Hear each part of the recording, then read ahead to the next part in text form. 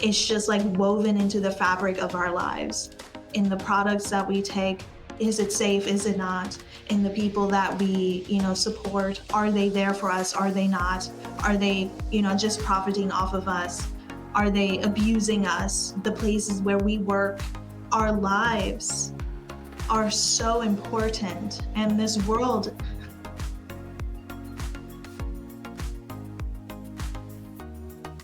welcome to the Daily Humans Podcast. The Daily Humans Podcast is the human experience, and the human experience says I'm 28 but makes me feel like 80. I am Ashley. and I'm Nina. Hello. Auf Wiedersehen. Auf Wiedersehen, yes. Your German is amazing. Thank you. Really. Thank you. I mean that. Really? Yeah, it's really good. You're like a natural. Were you born a German a year prior in your last life? Year prior. Did you all hear that? Nina, honey, if something happened to me a year ago, I wouldn't even be back.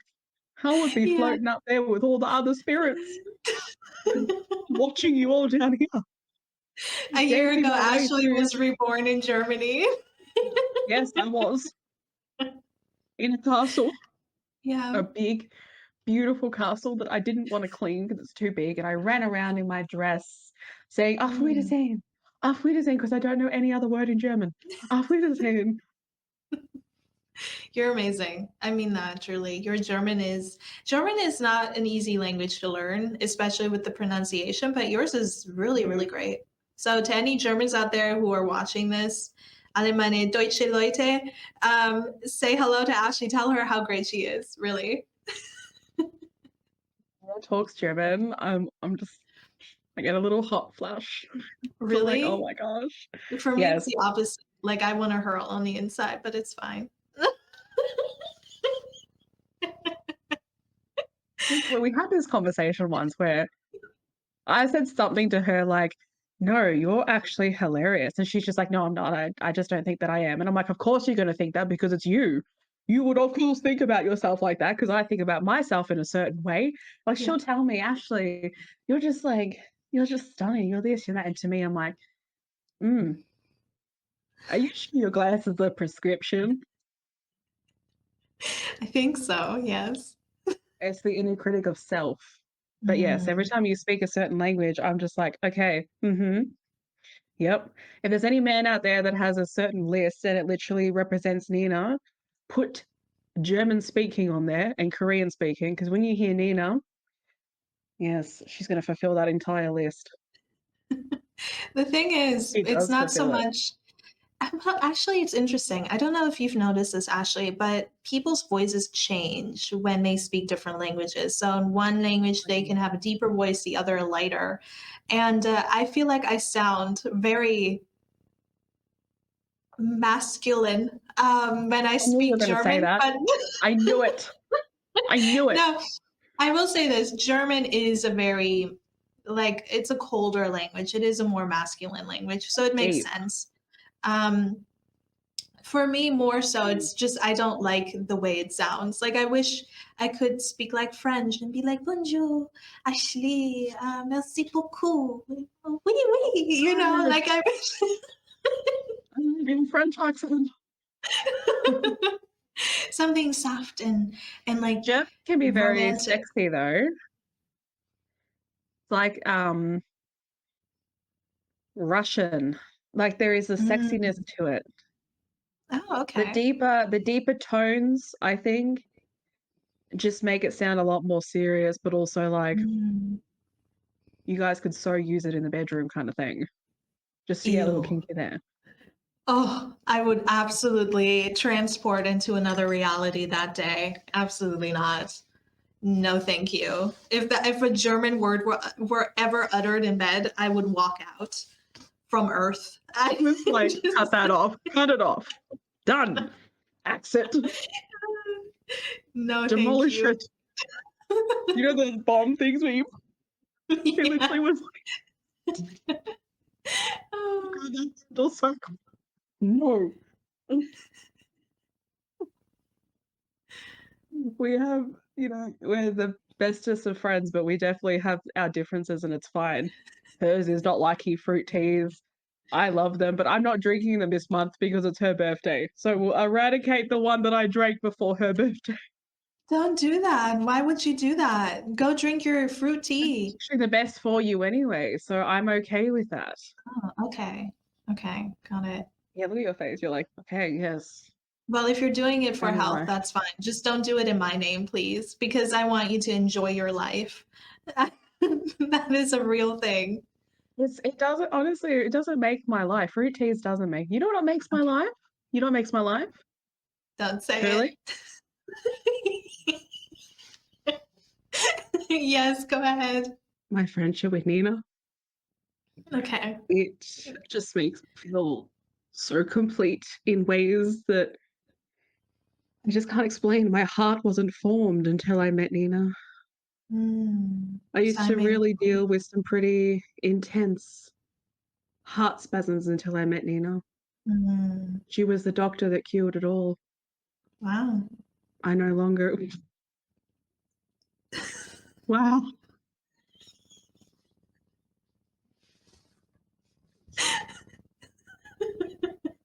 It fills my cup to be friends with such a light.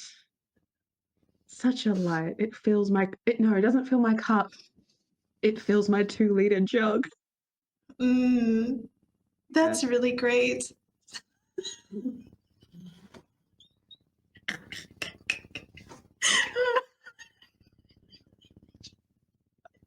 Imagine a guy just casually just giving his heart to you. Great. Thank you. Yes, I love that. I love that. Thank you. I love you too, and you're great, and you're wonderful. That sounds really disingenuous, but I mean it. I want to apologize to anybody listening or watching today. It's been just one of those days. I think I just blew my own mind. I think I was Oh, wrong. okay. I think I like fruit tea because I like bubble tea, and isn't that fruity? What's And happening? I can you see You me? ascend last night? Did you ascend? Yeah. Yes. Did you ascend? Did you travel to a different universe? Are you No. actually the Nina I was talking to? Or are you a different Yes, Nina from a different place? I'm not sure, but I before we cut and I showed her that I had drunk or drank this bubble tea, this blueberry bubble tea, and I'm like, wait a minute, tea. The name is in it's in the name. It's a tea. It's I like fruit tea. I had no idea. Okay, well, I guess we're alike again, everybody. Thank you for coming on this journey. Thank you for joining our TED Talk. This is the conclusion of the episode today. What's happening? Bye. What is happening? I'm mind blown. Why are you mind blown? We just discovered an astronomical event Oh, we did. on this glorious Sunday. Yes, we did. I mean, But all I along, don't know. you Is have it? been drinking fruit tea. It I, is let's see, iced because I have tea, it in front of me. peach tea, Right, I fruit love tea. iced tea. Is that tea? I don't consider that tea. I mean, I know it has tea in the name, but okay, so it says it has I will blueberry. There is no tea happily in here. It's just sugar and just keep going. flavoring. So I don't This is think fruit bubble tea. tea is tea, but whatever. Iced tea probably is. And I always drank peach, so I guess that still classifies. Yeah, I did drink fruity. Wow. Thank you for making me aware. Actually, she's she's checked out. She's like, I'm done with you today. Oh, I'm done with you. I'm just not processing. I'm just crying from my eyeballs. I'm just not processing. And I'm also trying to think about if if it's made out of tea, if iced tea is actually tea, or if it's just the word, if it's just the name that they've used. I think there's tea and iced tea because they have black tea in there and then they have like the fruit stuff, whatever flavor it may be. Mm. But yeah. This is the pinnacle of her turning 28. Yeah. We have a little special guest. Oh, she's just looking at me like, She's so get cute. me I love out of that. your room. Oh. Mama. Hello, my love. If you're only listening to this right now, Ashley's beautiful little baby dog is in her room looking over her shoulder, just like, what's that camera doing? It's not recording me, is it? I did not give you permission to film me. How dare you? You didn't sign a contract. How Yes. dare you put me in your podcasting? She's just like not having it. She's just not enjoying this. We're going to pause it so I can take my little bomboni out. So toodaloo. Yes. Up. We're back. The baby is gone. She's in the house, just not in the studio with us. Yeah, she was But not yes. having it. She was not okay. She was not happy. She was trying to sleep and then she could just hear me and she's probably thinking, I'm going to murder her. Even though she feeds me, I'll murder her. She has this look and it's very human-like, I swear. I don't know if any of you have experienced it with your dogs, but one of mine just, it feels like she was a human in a past life Mhm. because she definitely judges me. Yeah. And I have conversations about judging with her, but she definitely still judges me. She'll be looking at me from around the corner like this, her head's like this, and she's just watching me. And there was one time I was dancing in the kitchen Mhm. while I was cooking stir fry Yeah. and I was singing. Mhm. And she was outside and she's literally peeking from the back door watching. I love If that. I was a human, honey, I'd be signing you up to some singing lessons and some dancing lessons. Like she was definitely judging. She's still beautiful though. I love her. I give her all the kisses and cuddles and she is number one in this world and number one in my heart. Yes. She's adorable. She's very beautiful. You know, it's sexy. Don't say it. I know what you're going to say. Or I'm hoping you'll change it. Accountability and responsibility, ladies and gentlemen. Okay. Yes. That is definitely very smexy, very beautiful. Love it. Yeah. Human beings just flourish in pure glory and beauty when they apologize and take accountability and Yeah. so on and so forth. We did speak about this before, where we talked about how nice it is when people have manners and, you know, like think of the other person and how their actions could, in a restaurant setting, how they speak, how they act, how that can affect other people, waitresses, etc., and having those manners essentially. And so we wanted to kind of jump back in and be like, you know what? This is a topic that doesn't really get discussed as much as it probably should in the way that it should. Because I feel like when it comes to accountability, responsibility, all of that, it's met with a lot of hostility for some reason. It's met with, well, you should already know that. You know, it's met with A lot of things. it's met with a lot of hostility. And so today we just kind of wanted to sit down, share our thoughts, our feelings, our experiences. Obviously, everybody will be different, and this will be on a not on a first come first serve basis, but like take it or leave it if it applies. And yeah, it's going to be a lot of fun. Ashley, take the start.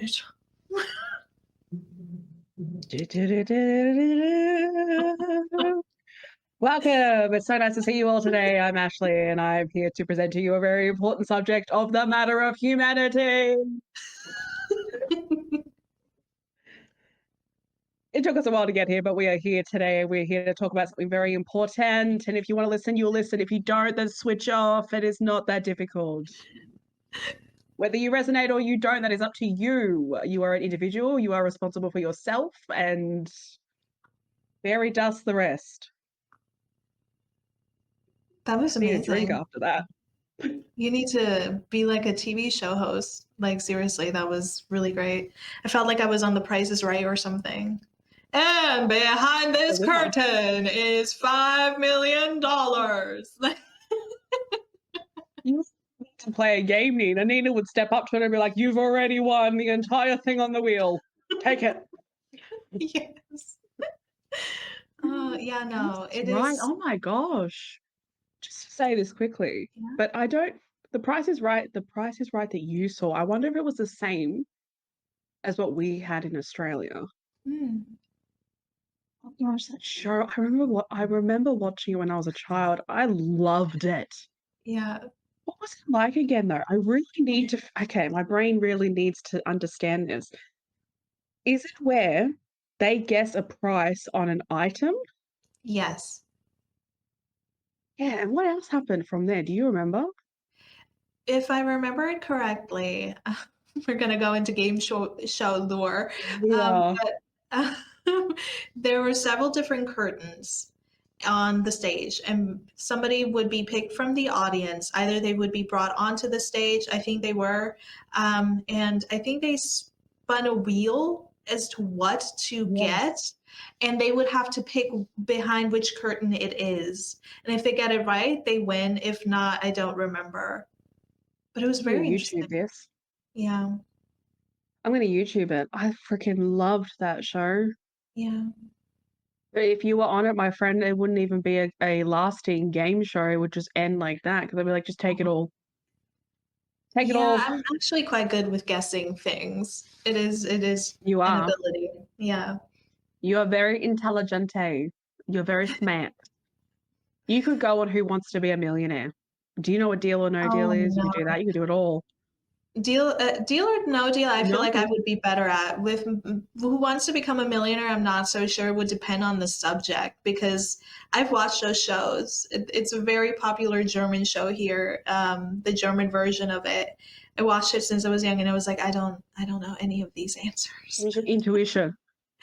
I would honestly go on it and just use my Mhm. intuition. That would be very It's the interesting. right one.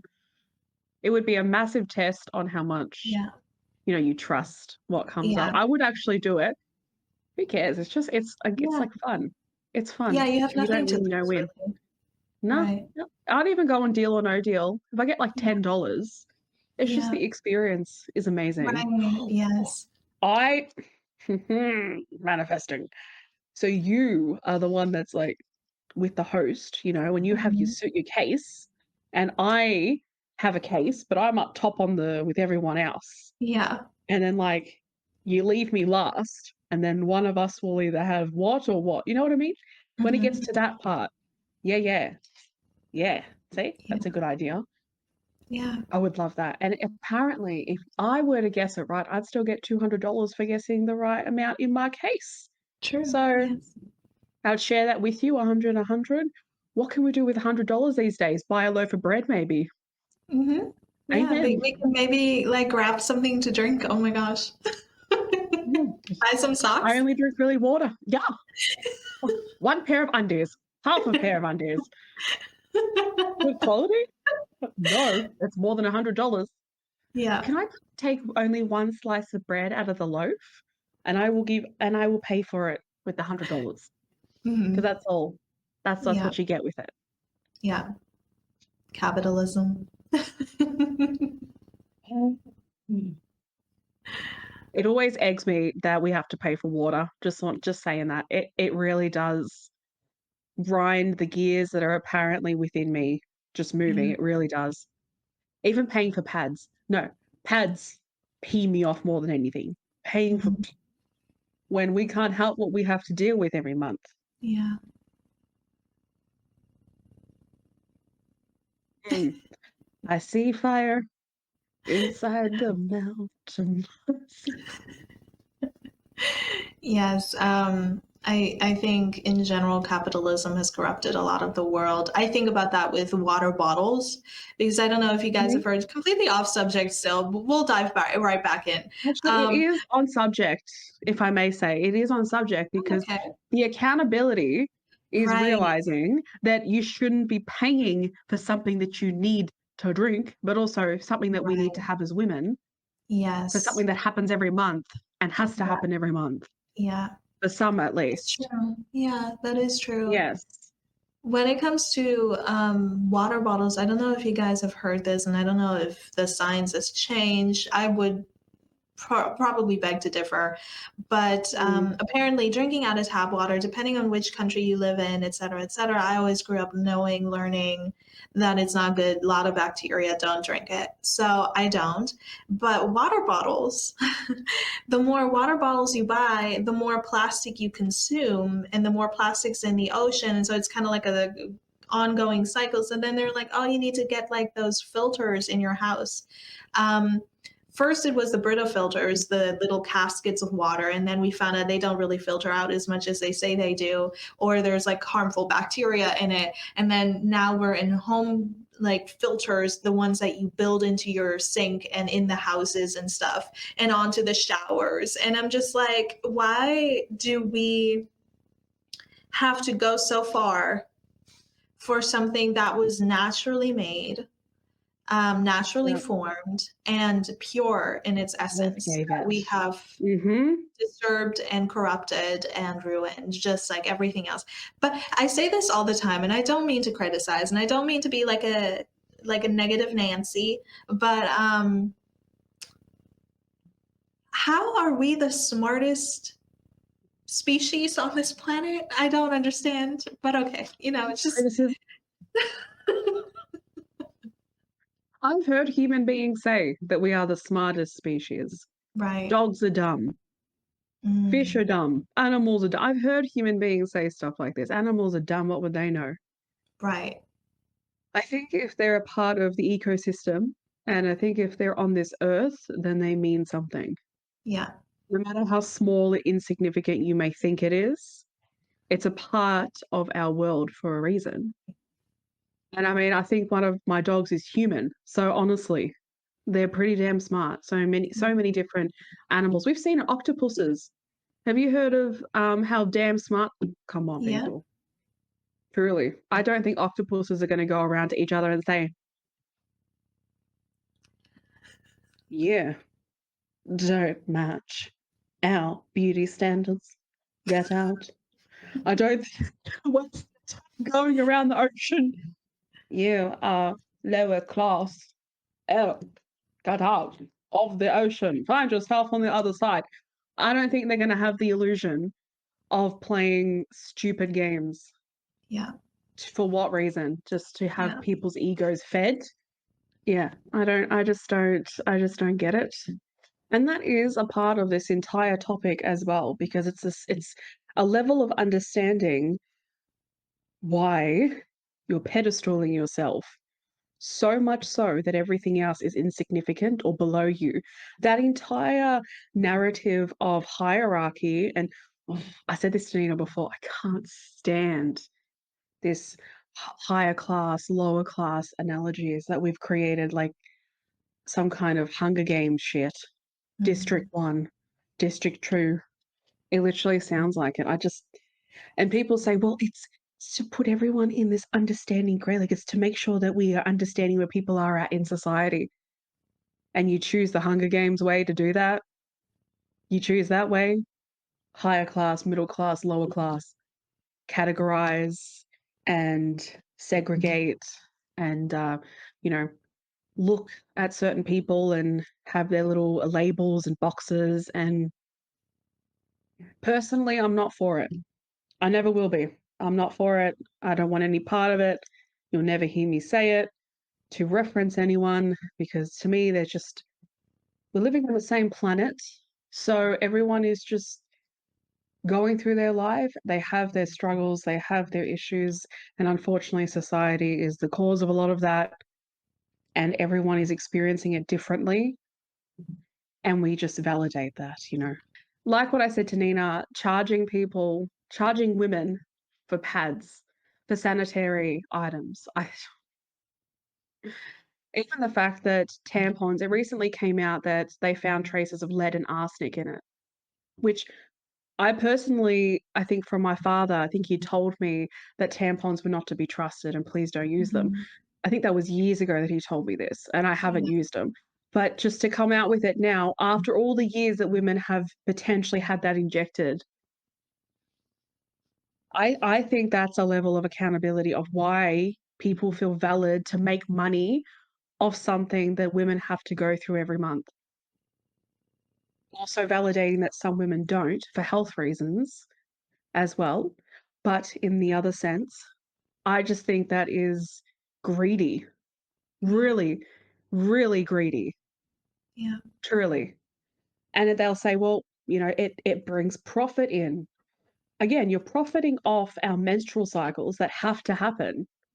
It's not like we can just switch it off. Oh, you know what? I don't feel like going through it this month.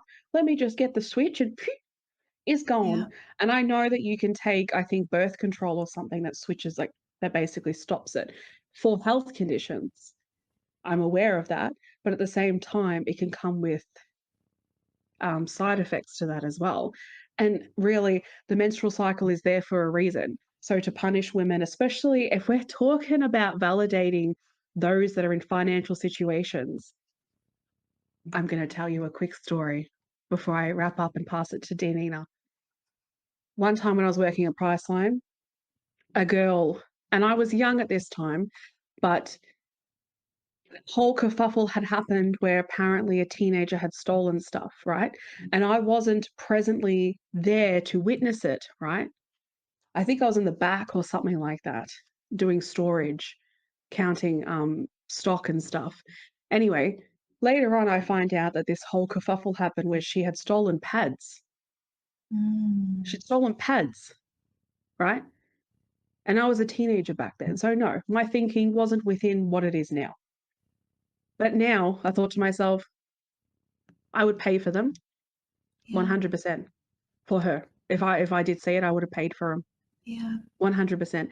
And even the fact that she has to do that for something that she can't help, to me Yeah. is just it's just a level of inhumanity that I just don't understand. I don't understand how human beings get to this point where we really just take away no, we take everything that we possibly can to turn it into a profit. Mm. That's what I think it is. Yeah. Like, I'm going to stop because I'm going to go head down it completely. I'm just going to keep going. I'll let you speak, my friend. No, you're absolutely Mm. right. And the fact is too, people say, "Oh, we're doing it for a profit. We gotta support, our companies, our, whatever towns income is important for the nation."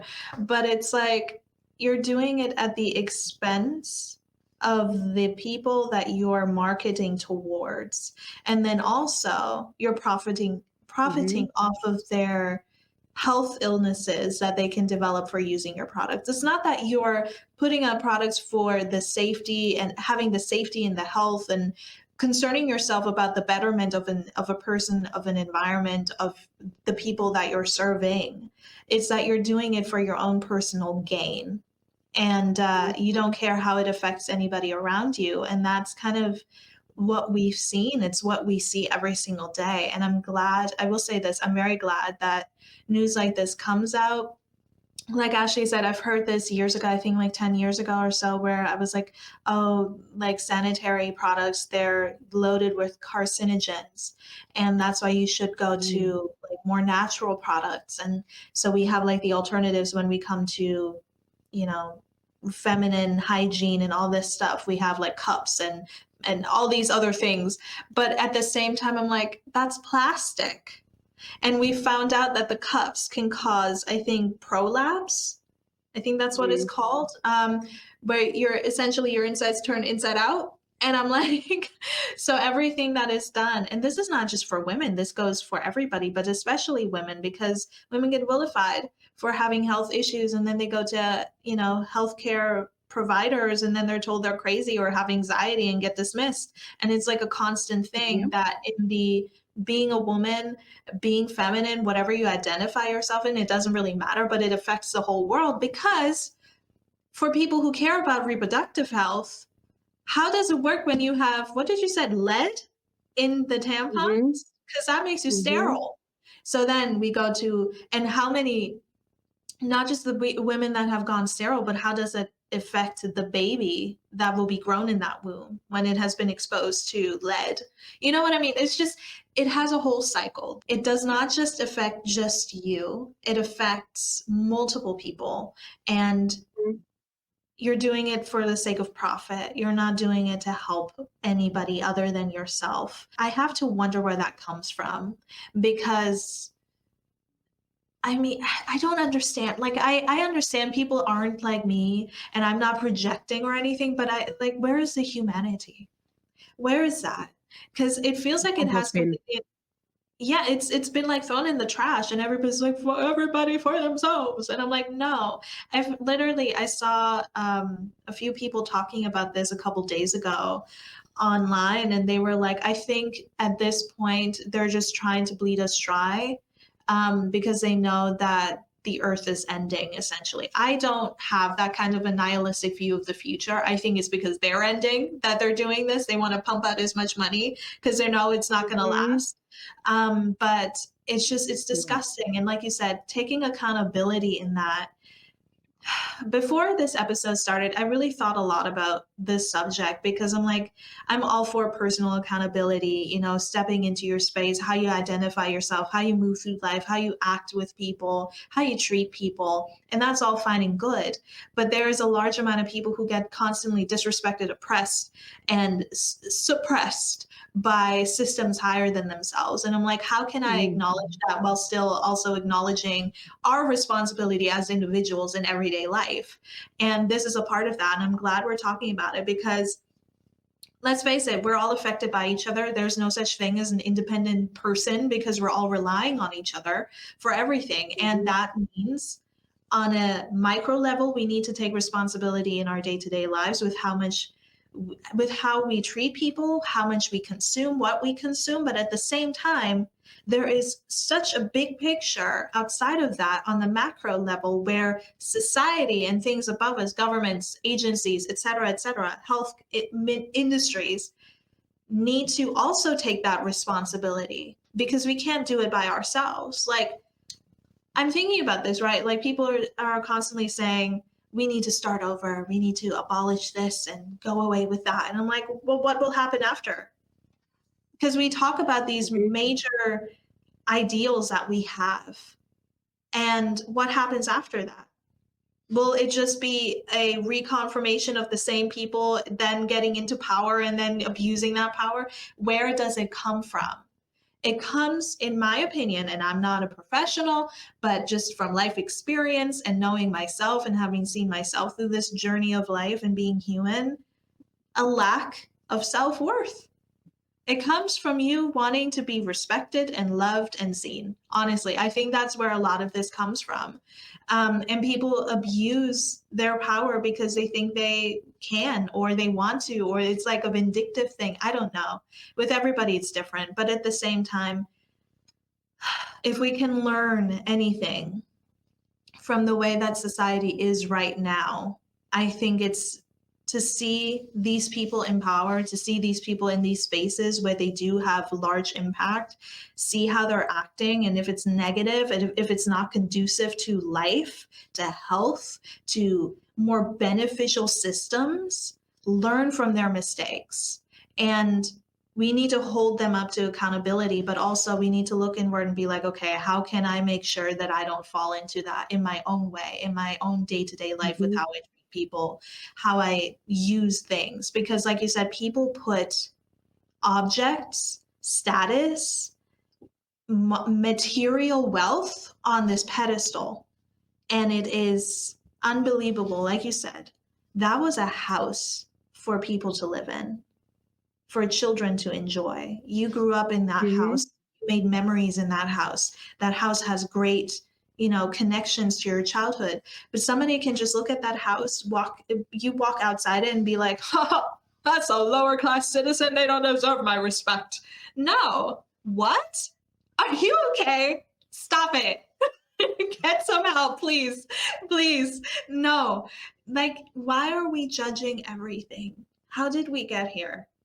I'm still trying to understand all of this, honestly. I'm 28 now, as we know, but there is so much to life that I don't know if I'll ever figure out. And I don't know if it needs to, but at the same time, I'm like, we really do cause so much of these issues, don't we? And Mhm. like, where does it end? You have to take Mm.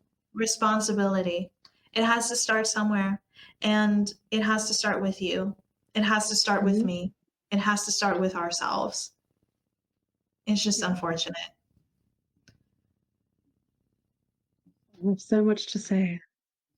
Say it I like all. everything you said. You are smart, intelligent, full of wisdom, my friend. Thank you. Thank you.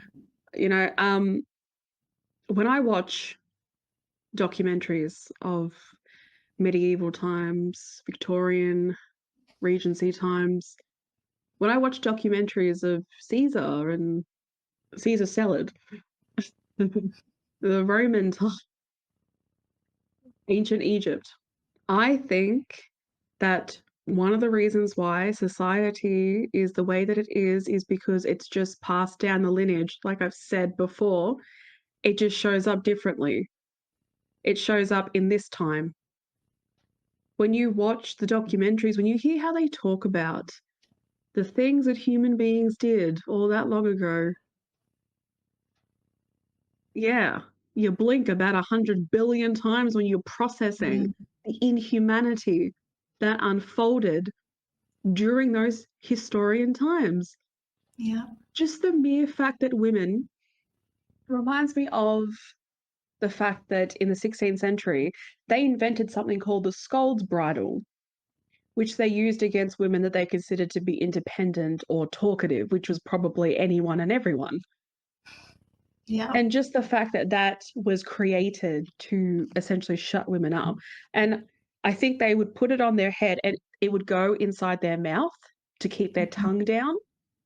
And it would basically strap to their head so they wouldn't be able to move their mouths. And then in some cases, their husbands would, because it was, I think, linked up by a chain, would take them around and humiliate them Mm, in front of society. And people knew what that what it was essentially. So it mhm. was humiliation in more ways than one. And Yeah. people may say, well, that was a long time ago. Yeah, those people had children. You have ancestors. Yeah, you have ancestors. So it's been passed down the lineage. Like racism. Racism came from somewhere. This all came from somewhere. The thought processes came from somewhere. If you have a mother that speaks a certain way about a certain background and then she tells her daughter that and then her daughter tells her daughter that and then her daughter tells her daughter that. So I truly believe that because of how many things have existed in the past, that one way or another it has trickled down Mhm. into our current society. Yeah. Like I said, if you look at your history and you see all the inhumane things the human beings did, thankfully, a lot of that doesn't exist, but essentially the inhumanity is what I notice the most. Just anyone could just drop dead and everyone would just be like, whatever, whatever, whatever, Yeah. no matter the circumstances. To have that kind of lack of empathy and self and compassion and awareness to get to that point, it still exists in this day and age. And you know how it exists? It exists through money. It exists through that, putting money over human beings, putting profit over humanity, right? So essentially, our past matters. It does matter because it's still affecting us in today's society. And I'm glad that more people are aware of themselves and their behaviors. I'm actually relieved. I see it so much online, and I know I understand, and I get this way too. where it gets a little doom and gloom because you think humanity is getting worse. Everything's getting worse. And I get it. But in one sense of it, I think more people are aware. Who Mm. would have cared to this level if it had come out in maybe the 60s?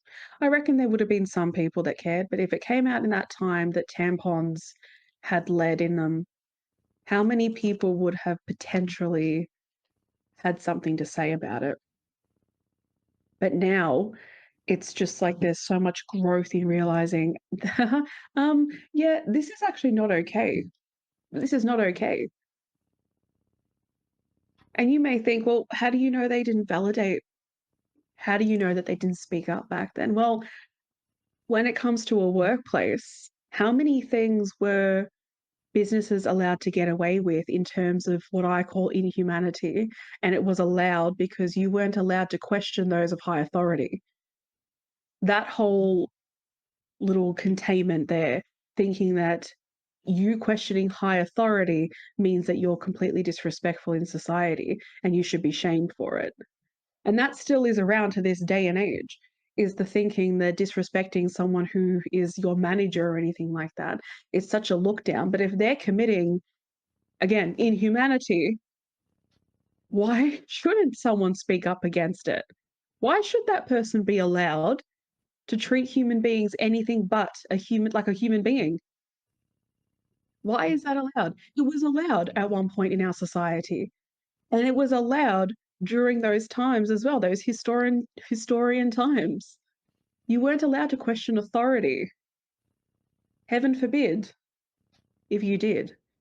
Yeah. And still to this day and age, people play the part of you can't question me because I've got money. You can't question me because I've got high authority. You can't question me because I have a title. So that was basically just to answer, in a way, just to answer your question. I'm wondering where things Yeah. have come from. I really do Yeah. believe that it's been a ripple effect, but it's just created more pathways. It's unfolded in different ways, Mhm. and it shows up. It shows up. There's similarities, but it shows up in this day and age the way Yeah. that it does. And yeah. The other thing too is if society is still learning how to apologize in the first place. So if society is still learning how to apologize, then what has been happening for most of human evolution, right? Yeah. If we're still actually hitting the baseline of people being able to take accountability like that for something that they've done. How long did it take, even Australia, how long did it take for them to apologize to First Nation people? How long? For like hundreds of years, I think, to apologize for genocide. Yeah. Human beings did that. And it took them that long to be like, oh, ding, this was wrong of us. This was wrong. Where did your humanity go to even commit that in the first place? That's my whole point. Yeah. And just to say this too, because I know how people view accountability and responsibility, and also with everything we're saying, you may think that this has nothing to do with the topic, but it has everything to do with it. Because where you find yourself struggling with it, the people that have committed these acts, their behaviors have unfolded for a reason. They have done what they have done for a reason. They have felt validated to do it for a reason. Where did that come from? You to actually ever validate taking the lives of other human beings, you think that that thinking discriminates? The mind is incredibly powerful, people. If we're only using 10% of it, what's the other 90%? I've said that before. I do not ever undermine the human mind. I will never, because I truly believe it is powerful. I truly believe that it has the ability to take things that people put out in society and warp it or create something with it. Kind of like in movies where you see someone, where you see like a machine, I can't even think of a movie right now, where it takes like other metals and then it starts to build. I can't think of a movie, but there's like something there. And then it turns into like this big monstrosity. Mhm. Think of it like that. You have a Transformers. human being. Yes. Thank you. That's a good one. That's one. Yeah. Absorbs all the other metals and just keeps building and building and creates this monstrosity and then just unleashes that. Imagine that. Mhm. Consistently hearing certain things. Just do it for yourself. Only think of yourself. Money is power. Money Yeah. is everything. Invest. Take what you can. Take it. Take. Hoard money. Because survival, survival, survival, survival. What do you think happens from that? Do you think your humanity is going to continue and you're going to see other human beings and consider their welfare when that is all you're being programmed to believe and see? You think humanity is going to come into that factor? A lot of things creates someone who makes choices from their inhumanity. And even online, people are doing it too. And you may think that it's not that bad, but then where does it go from there? If you keep expressing inhumanity, where do you think it's going to go? How do you think it's going to evolve? If you don't see human beings as human beings, where does it go from there? Exactly. I probably went like on a full like, sometimes No, it feels like it. you're absolutely right. I was thinking about this too with the human mind and it warping things and perceiving things a certain way. And you may think that it comes out in one way, but it's actually doing the complete opposite. I have personal experience with that because Mm-hmm. for a long time, I lived my life. I was being me. I was convinced that I was like this, oh, yeah, I'm a great friend. I'm doing this, I'm doing that. I'm a great communicator until I started running into issues that I had with past friends and et cetera, et cetera. And they would like point things out to me. And this is on a personal like scope right now. I'm not speaking on societal scope, but I will go right back into that. However, back then when they were like, "Hey, the way you said that, that was really mean. Like, I didn't appreciate that. That hurt my feelings." And I would be so offended because internally I would be like, "Well, I'm a great friend. I didn't mean to hurt you. It's not my responsibility how you feel." And like, yes, to a certain Mm, extent, however, it is your responsibility how you communicate because the way you communicate makes or breaks anything in life. And I think it's the same way that we operate in life. You can go into life or whatever you're doing, wherever you're at, listening or watching this right now and say, well, I'm a great person. I try my best. I work really hard, et cetera, whatever you identify with, and still run into negative experiences. And then you can be offended. If you meet it with offense, when somebody points out, hey, not cool. Hey, not this. No, what you're doing right now is wrong. Like, this is hurtful. This is not you. If you meet that with offense, that means there's something there to work on. And I've noticed this in my life in the terms of I wanted something and I wanted a certain outcome, and I was so focused on that outcome. I was like, I'm going to make this work. This is going to happen. This is going to happen. And in the meantime, I was completely disregarding a person's feelings. The way I was communicating to them was really forceful. And it wasn't my intention, but I was doing it because I was so goal oriented that I wasn't aware of how I was acting in the moment. And I feel like sometimes people kind of do that with life. You think about, okay, I want this, I want that. If you want things in life, that's a great thing. It's not a bad thing, right? However, the way you go about it is the key. And self concept in that is the key. And I said this in multiple episodes before, the way you identify is the way your life will, for a large part, unfold. There will always be things that don't go your way that will just happen that are outside of your control. However, your self identity will form the way you communicate with people, will form the way you treat people, will form the way you move forward into situations and react to people when things go out of control. You can meet it with hostility and ignorance and hate and violence, or you can try to pull back and see where that anger or that disconnect is coming from and be like, okay, what's going on here? Why is this happening? And I think a lot of that goes back to introspection. We need to get back to a place of like thinking to ourselves in private a little bit more. We can talk with friends, we can talk with people, and that's great, but like you have to have some introspection, being like, okay, the way I treated that person in that moment when they came to me and said to me that that hurt them, that wasn't right.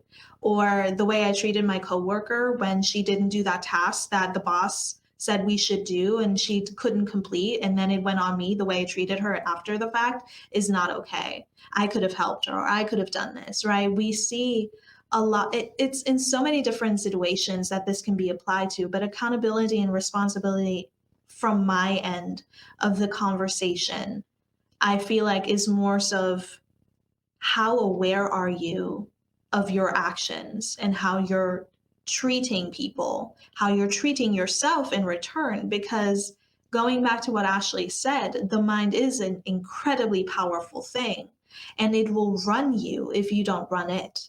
And this is something I'm currently learning how to control and how to like navigate thoughts and things like that. But if you're not careful, you can turn out just like the people that are in these positions. And these people are surrounded by a ton of yes men or yes women, yes people. Are like, yeah, you're great. Yeah, no, that person sucks. You're great. No, totally. And then they have like a little fan club and they're like, yeah, you're the best. Yeah. And then Mm. they get like really hyped and intense over this thing when somebody else then comes in and be like, hey, this is not right what you guys are like supporting over here. They're like, no, you're a loser, you're taking away my freedom. It becomes like an identity thing. A Mm. lot of these issues that we're facing in life right now is because you're over identifying the issue with yourself. The issue is not about you or who you are as a soul. It's about, hey, that act you did, not cool. Hey, that thing you believe in, the support, not cool. Hey, that person who did that wrong thing, you shouldn't be backing them up. You should be holding them responsible. That's not about you. It's not about your soul. It's about how you're acting, how you're moving through this world. And it is so incredibly important that you are aware and that you hold people close to you who make you aware. And I think that is like the everyday small incremental moments that you can build up and the relationships that you can build up with people who hold you accountable as well, and vice versa, Mm. and have open communication. Stop aligning with, I don't know, celebrities, politicians, whatever it is. It doesn't even have to be people. That's the thing that I'm figuring out too. It doesn't have to be people. It could just be the image of success that you have. People idolize things, other people, places in life, not realizing that it is still you that you're carrying yourself into that situation. And in my example of this, like I used to think all the time when I lived in the States, when I was younger, I was like, oh my God, I got to get away from here. This place is terrible. And then I moved back to Germany and then I was like, oh my God, this place is terrible. Obviously, I grew in both of those time zones, but I noticed this when I went on vacation a little bit later in my life. I think this was early 20s, first solo vacation I ever took. I ended up being in this country and I was like, why am I miserable? I have everything I want. Why am I sad? Why am I feeling this way? And I was like, oh, because I'm still carrying myself into this place. And it's the same thing with any other, it doesn't have to be a physical location that you need to go into. It can be a metaphysical thing, it can be a spiritual thing, it can be a material thing. It can show up in different ways, but it is still you that you're with. And if you're surrounded by people who are constantly only telling you good things, if you're doing bad, and if you feel disconnected, misaligned, that will lead you down the path of abusing places, situations, people, etc. Because it is the natural path of that. And it has nothing to do with who you are as an individual, as a soul, as your purpose on earth. It's just a thing that happens in life when we are not careful about where we're placing our attention to. The mind is a very powerful thing. And when it comes to, again, going back to accountability and responsibility as a society, we are society. We constantly talk about society and we make that up. And so obviously the things we say is not going to resonate with everybody, and that's okay. It's not supposed to. But like Ashley has so descriptively detailed, this is in every single angle, everywhere we look. It's just like woven into the fabric of our lives. in the products that we take. Is it safe? Is it not? In the people that we, support, are they there for us? Are they not? Are they, just profiting off of us? Are they abusing us? The places where we work, our lives are so important. And this world, I'm going to go back to it. I'm sorry. This world is such a beautiful place, and it's being corrupted, not by evil people, not by reptilians. I know that conspiracy theory, not by vampires. They're human beings like you and I. And it starts with these moments where we're not introspecting, where we're not aligning our soul with what we know to be right and wrong. Where we just, oh, well, that person did it, so it's fine. Like, well, everybody does this. Well, I want that car, so why shouldn't I like cut in front of that person when it comes to a promotion at my job? I work hard. Like you're internalizing something that is not for you to internalize. If you want something, if you want to strive for something, if you want to gain something, if you want to be in a certain position in life, great, go for it. Don't do it at the expense of other people. Because if that continues to cycle through, which is by capitalism and you got to work hard to make money, like, I'm sorry, but it's going to run dry. There is this beautiful Native American indigenous saying that goes, only when the last tree has died and the last river has been poisoned and the last fish has been caught, we will realize we cannot eat money. You need to be mindful of what you put your focus and your worth on. I've said this multiple times and I mean it. And I will stand by it and I will die by it. I will die on this hill. Your worth is not caught up in material things. And I think so much of our problems in society right now are because of this misidentification of where you place your identity. And accountability, responsibility comes from self-control. It comes from knowing what that is, from learning it. And obviously, you're not going to learn this in one day and just wake up and be like, I'm a perfect human, because that's also a thing, instant gratification. But oh, man, it's a process that needs to be learned, and we have so many things to unlearn. However, it is important and it is vital. And when you have people in your life that hold you accountable, that hold you responsible for your actions, that is a blessing. I really need you guys to know that. Like, it feels uncomfortable and sometimes it can be irritating and annoying because it's like, well, why is everybody on my chain? I'm just a human. I'm just trying to do things. They're trying to help you go about it in the right way. Everybody in this life can be a mentor in moments in our, life, psyche, etc. And if we want to make this society better, it starts with us, like I said. So yeah, I'm gonna pass the mic off to you, Ashley. There's so many things that I want to say because you just said it so well.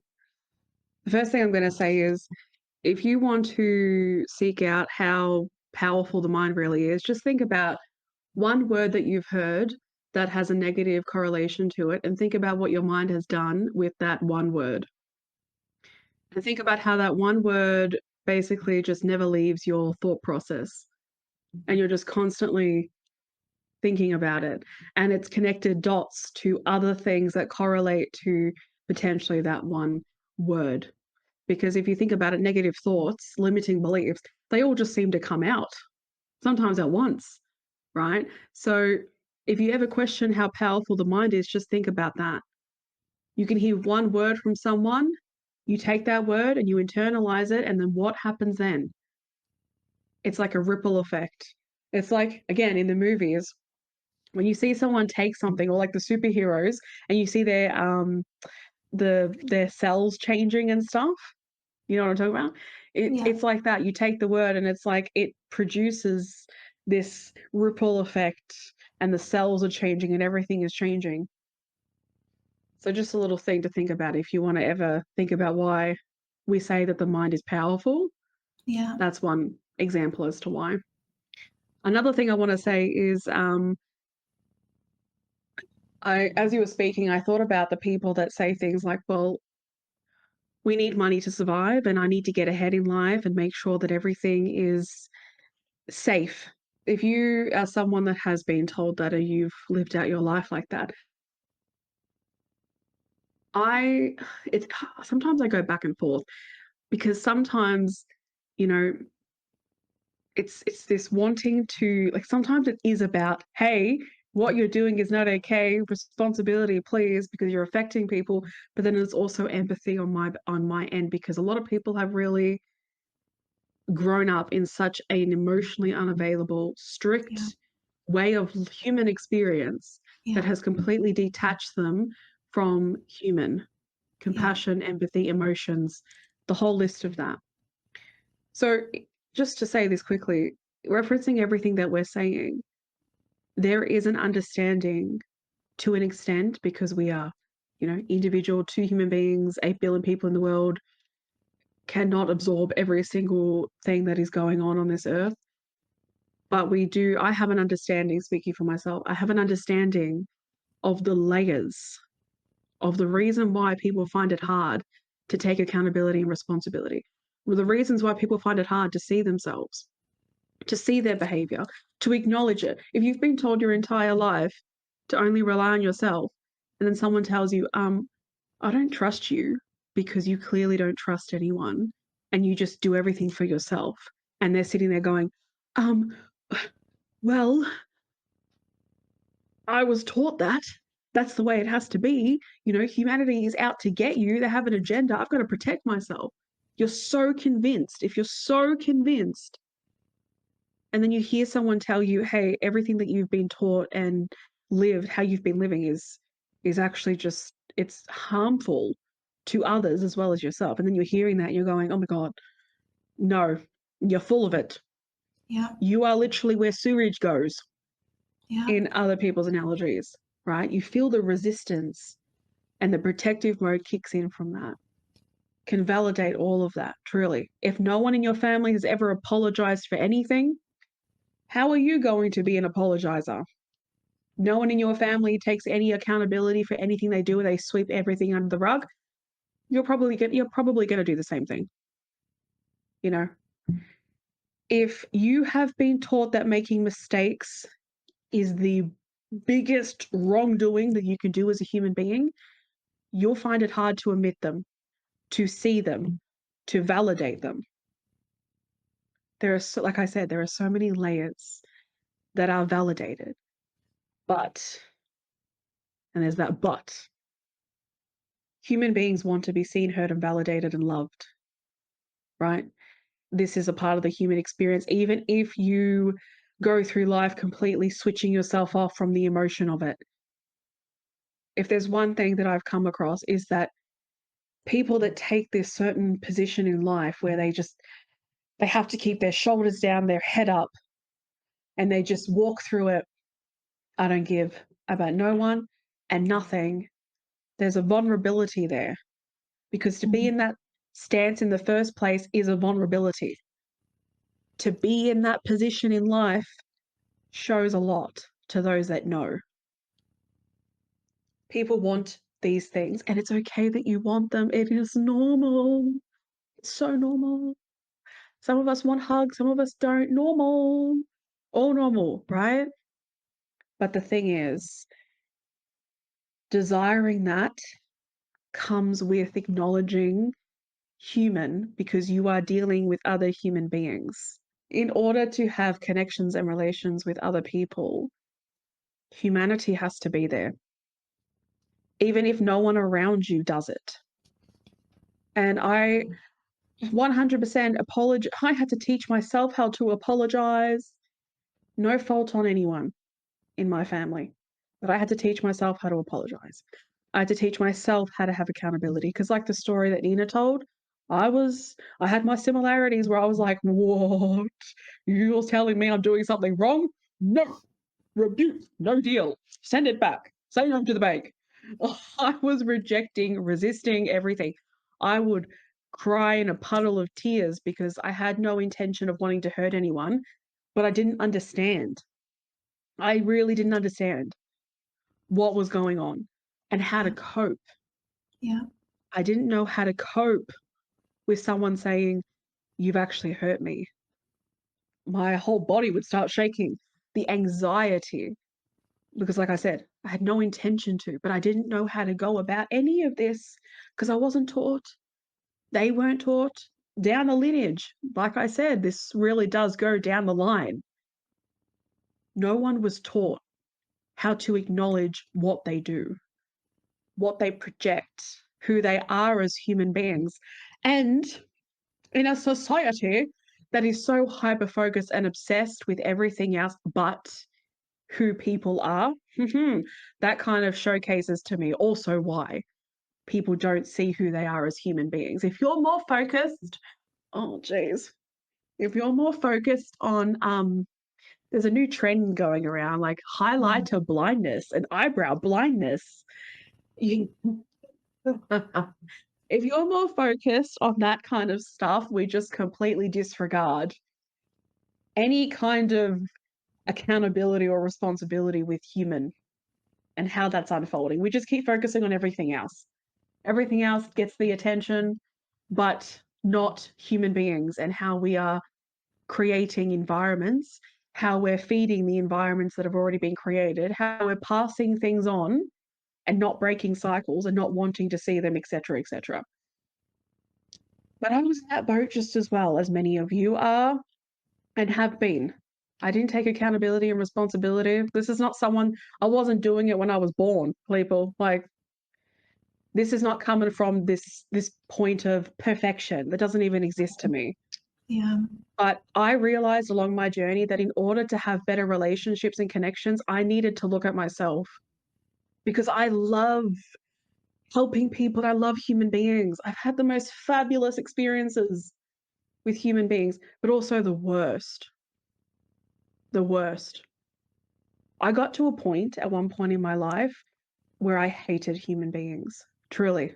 And I had every right, to be honest, but I hated human beings because all I'd ever known is the harm that they create, the obsession with harming you. All I saw was the ability they had to do everything and anything but make you feel human, but help you see yourself as worthy and valued. Just constantly projections, projections, projections. Harm, touching my body without asking, without even just considering me as a living, existing, breathing human. I never felt human around some human beings. So I started to loathe. I think it was 2023, no, 2022, sorry, when something happened in February and I really saw myself, like many of you, because I know I've seen the conversations online, heading down a pathway of being like, I hate it. I hate it here and I hate people. Hate people. Because all they do is hurt. All they do is harm. All they do is create havoc. They explode your space and then they ask you to accept it. They hurt you and then they ask you to get over it. They hurt you and then they say to you, you need to forgive me. You need to get over it and let it go. Because that's something that I've had said to me a lot in my life. People would harm me and then tell me, well, I did it. Oh, well. Or they'd say, well, you need to forgive me. You need to learn how to forgive because if you don't, that's a you problem. Oh, And I'm speaking about something in particular. Church, no, what is it? Religious trauma 101. We we'll go there another day. But growing up and having no one take accountability as well as myself in some form, but the just violation of my space, especially back in 2022, yeah, I headed in that direction. I would never project it. I would never harm anyone. I self-loathed in my own space. I basically had this anger and this disdain in my own space. I would never go out there and project it. That's not who I am. But for many of you that jump online and say things like, how do I ever show love to human beings? Have you seen human beings? I hear you. I hear you in my own way. But the thing is, and it reminds me of the saying too that, well, no one's being kind to me, so I'm not going to be kind to anyone. I'm done being kind to people. I get your anger and your frustration. I don't know your story or your experience, but I get just the desire to switch it off. Oh, I've wanted to switch off my kindness. I have, truly. But if I did, I would have just become exactly like them. I would have become the people that have harmed me. I wouldn't have done the same harm, no, but I would have become a very, I just would have projected a lot of hate and a lot of harm. In one way, I don't know, but I would not have wanted to hold space for human beings. Why would you when you've been hurt so badly by them? So I validate all of that, but again, if you head down that pathway, you're dealing with a very powerful thing, which is your mind. And the more that you sink into that space, where do you think it's going to go from there? Where do you think it's going to flow? The more that you see the world in a covering of negativity as, again, validating where it came from, but the more and more that we head into that space, and I know this too, well, what happens then? Where does it go? Where does it flow? Where's the movement? We're just creating more inhumanity. It's just more of that, people. It will never be anything else but more inhumanity. That's where it goes. So accountability and responsibility in this sense is, one, not being those who harmed you, not being the projector, not going out there and participating in the people that rage at hospitality workers, that rage at retail workers, that just rage in general, that rage at their family members, that sit at the table and turn to their grandchild, for an example, and say, "So, you're fat and ugly. You're just hideous, you know? Yeah. So what have you done with your life? You got tattoos and piercings? Oh, disgusting. You were my daughter. I'd never let you have it." Participating in these things, just to use that as an example, participating, getting a management role, and then creating the most hostile bullying environment. Going online and projecting on people saying, "You're an influencer, so you've got all these things, and because you have all these things, we're not going to validate that you suffer with depression."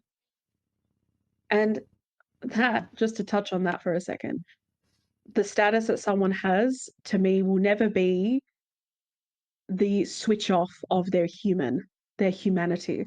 They don't become suddenly robotic, or I won't even use alien. I feel like I'm just being mean to aliens at this point, just continually matching them with something that is shitty. But treating those that are in certain positions like celebrities, I'm actually gonna back celebrities, and I will, because they're human beings. I will not participate in any kind of dehumanization of anyone unless you are a predator, greedy. Okay, it just depends. We'll say that. It just depends. There is the boundaries with it. But I still won't participate in bullying behavior. But anyway, saying to someone just because they're a celebrity that, one, they chose this job, so they deserve to be bullied. Accountability and responsibility, people, they didn't choose that job to be bullied or harassed. They chose the job because they love it. They want to be a part of it. You don't get to validate shitty behavior. So for you to shapaka la la la la, for you for you to validate your own shitty behavior to be able to project on someone because of their social standing. You don't get that leeway. You don't get the open door to that. Stop using that as an excuse to be a bully, because you are using it as an excuse to be a bully. Influencers as well, using their social standing to basically act like they're not human beings. They are human beings. Just because they've got money, just because they've got this, it doesn't turn that off. You might be in the place that you're at, and we don't know. I don't know where you're at. I can validate the survival. I can validate how it feels. I can validate what life is like sometimes, but it will never justify turning to other human beings and just casually grabbing them and just like ripping them down. Because then what happens then? You rip them down, you keep doing that to each human being. What then? You think it's going to get you out of your situation? You think it's going to put money in your account? Or does it give you a moment to just take it off your chest? That's the accountability, because no one is responsible for that but you. Whatever is sitting on your shoulders and on your chest is your responsibility. Even if your environment and your circumstances potentially are unfolding in a certain way. Again, I know the difficulties, but then it brings me back to the reality that we're just going to continually create more of these environments when no one takes a stand. And again, there's like a full pathway that I can go down with validating where that goes down, but we're just going to be here for 3 hours if we if we go down that pathway. There are many things I can validate in so much of this journey. But to me, it's just about realizing, who do you want to be as a human being? How do you want to show up? And what do you want from human beings? You want love? You want to be heard? You want to be seen? You want to be validated? Well, guess what? You actually have to be the one that also projects that too. You have to be in that space yourself to have connections, to speak to other human beings in general, to go out there and be. This needs to be a reality, because imagine humanity and inhumanity. Like, how does that really like go together? You know, they go together, but they just create more inhumane spaces. So I say that all the time. I say like the old saying of an eye for an eye. For me, it's like an eye for an eye makes everybody blind. You're not going to get anywhere with that. You're just going to create more of what you already have. And that's the exactly. thing too that I want to say. With deciding who you want to be and being that person, it has to start with you. Like Ashley said, it has to start internally, and everything starts in the spiritual before it manifests in the physical. So you have to Mhm. go inward. You have to have that introspection. You have to, like Ashley said, see what type of human you want to be, and then you have to go out and be that person even when it's hard. But I will say this, it is a learned thing, as Ashley stated prior, and I wanted to add this to a statement she'd made earlier with people are like, well, I have to make my money, I have to do this. It's like a survival thing.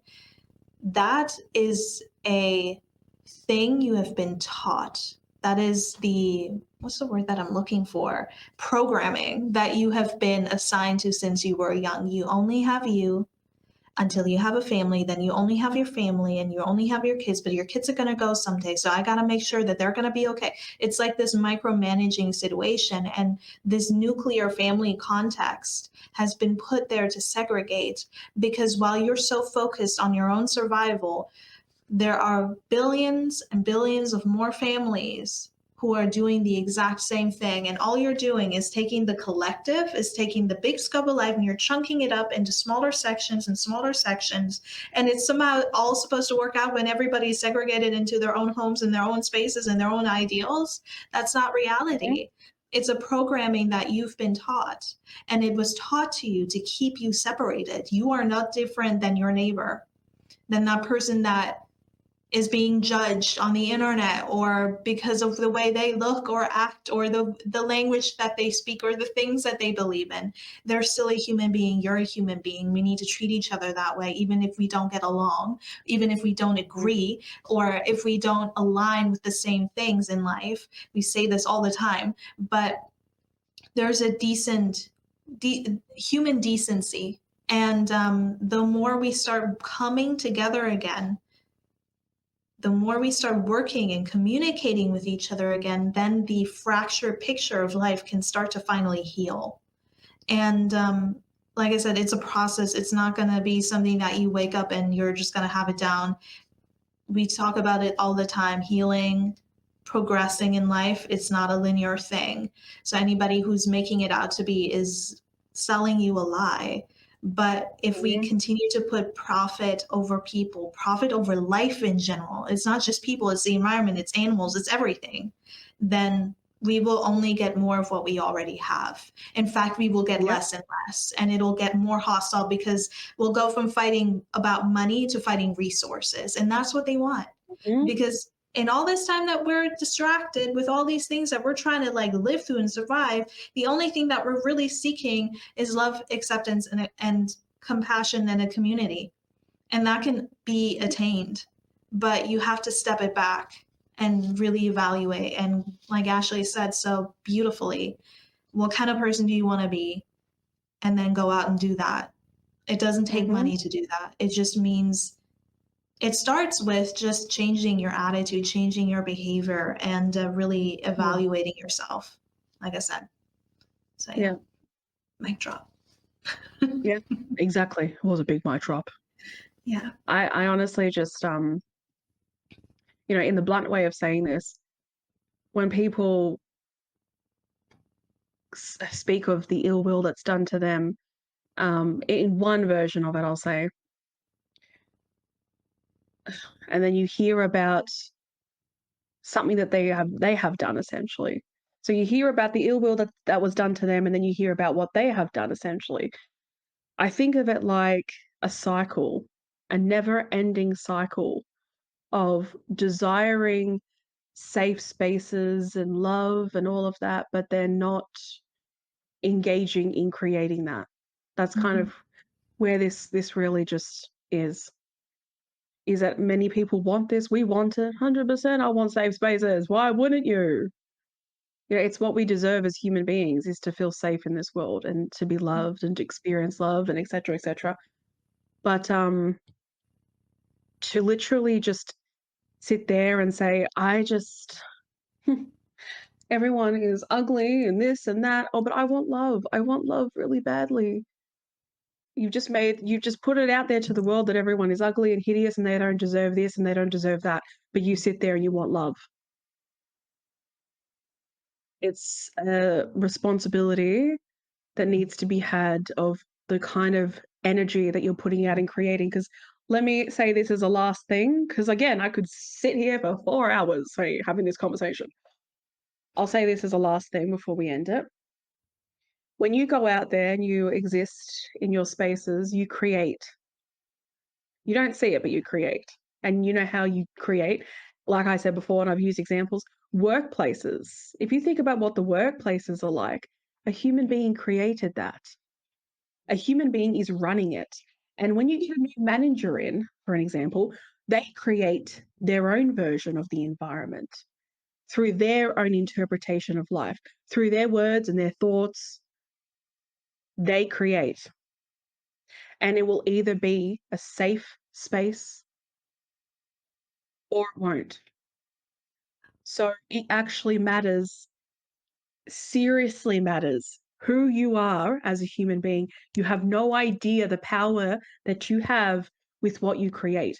When you meet your family, when you see your family or your friends, I'll use friends as an example. When you go out with your friends as well, and you're sitting there having your conversations, your friends will either go home and say, this was a great experience, or they will go home and say, I can't speak to them.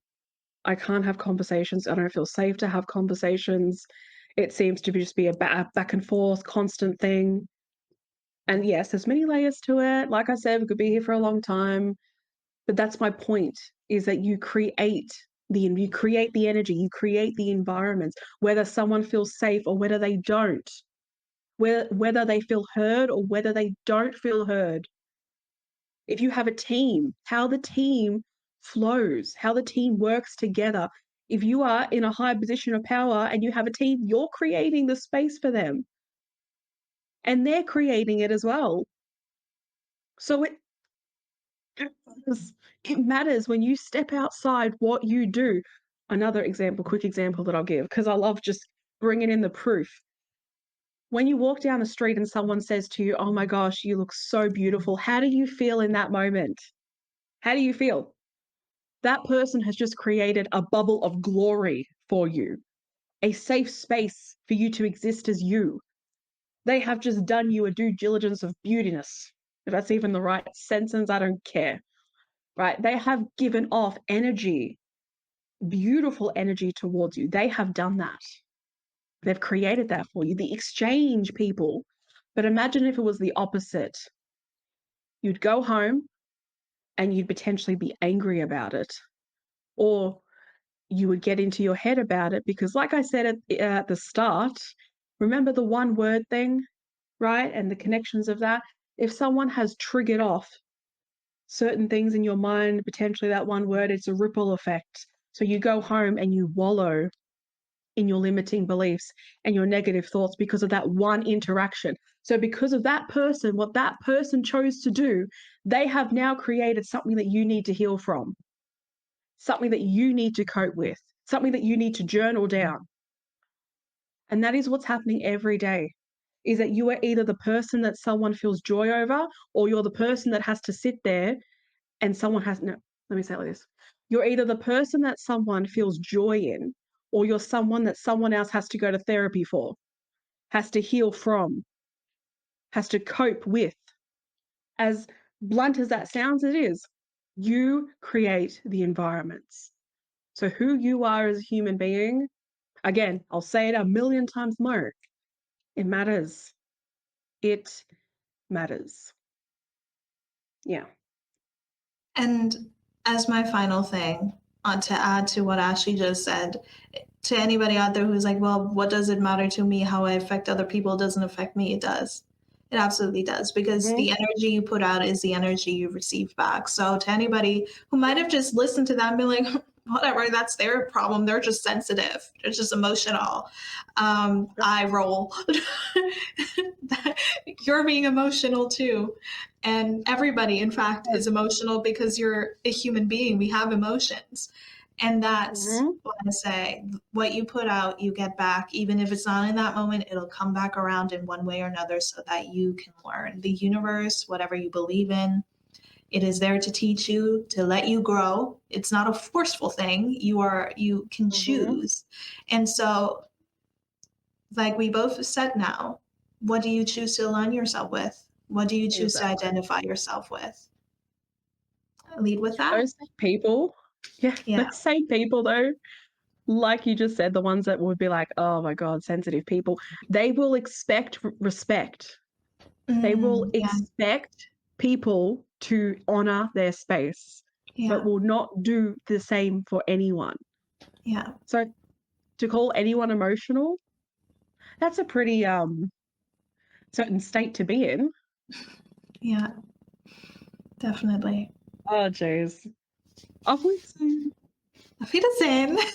No, but we're going to come to a close now. Thank you guys for joining us in on this episode. This conversation is so just massive, and we have so much more to say, but we're going to end it here. And hope you guys have a wonderful day. Thank you for joining. And au revoir. Toodaloo. Auf Wiedersehen. Auf Wiedersehen. Auf Wiedersehen. We should do that as our outro song. Auf Wiedersehen. Oh, that would be good. Yeah, can we? Our Daily Humans podcast. Auf Wiedersehen. Auf Wiedersehen. Bye, guys.